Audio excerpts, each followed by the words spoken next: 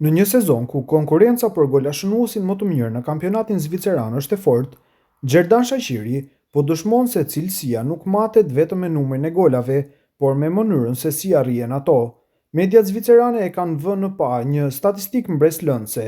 Ylli i Bazelit është futbollisti më efikas ndër sulmuesit kryesor të ligës. Shaqiri ka regjistruar 21 goditje në port këtë sezon, nga të cilat plot 11 kanë përfunduar në rrjet.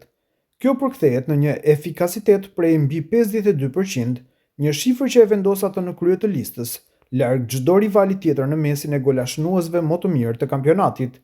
Më i afërti me këtë ritëm është Christian Fasnasht, i cili ka realizuar 15 gola nga 29 goditje në port.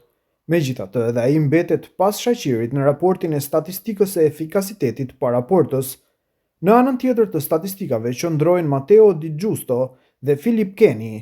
Të dy kanë shënuar nga 12 gola këtë sezon, por për t'i arritur këto shifra u janë dashur nga 34 goditje në port. Kjo do të thotë se ata realizojnë mesatarisht vetëm çdo të tretën e tentativave, duke i bërë ndër më pak efikasët në mesin e sulmuesve elitar të kampionatit. Sa i përket Shaqirit, forma e tij aktuale konfirmohet me rikthim të fuqishëm në skenën kryesore, me një kombinim të përvojës, teknikës dhe instiktit të lindur për gol. Ai po dëshmon se vazhdon të jetë një nga futbollistët më vendimtar në futbollin zviceran.